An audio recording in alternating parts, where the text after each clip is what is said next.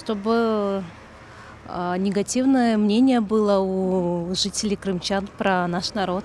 Я даже затрудняюсь сказать, почему это так. Не знаю. Я не согласна с этим. А среди какого народа нету предателей, скажите, пожалуйста? Что, среди русского мало? Да хватает. Так что тут нечего и обижаться. Были некоторые такие, ну что сделаешь? Да потому что они нас ненавидят. Пусть они хорошо читают газету.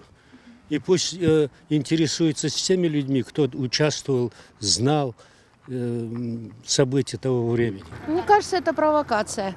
Чтобы межнациональная рознь была. Как обычно, в принципе. Хотят, чтобы у нас была война, наверное, здесь. Чтобы разлад был какой-то среди крымских татар и других национальностей. Кто пишет, я такой не слышал. Я вообще недавно только об этом узнала, и к нам в школу, я учителем работаю как раз, к нам в школу поступили такие учебники, я знаю, что их уже забрали, изъяли.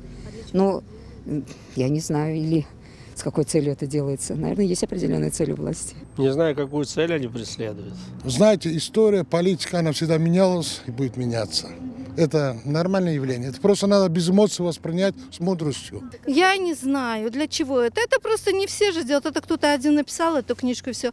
Все равно за это, по-моему, по головке власти не погладят этих людей. Значит, заняться нечем. Я думаю, что неправильно пропаганду ведут и все. Просто дискриминируют людей, ненависть наводят.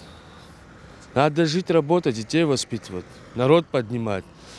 Я сам кабардинец, знаю, что нас связывает братский народ, ничего не могу добавить. Уважением отношусь ко всем. Может быть, ошибочно, может быть, специально, это я не могу сказать. Но это, конечно, несправедливо.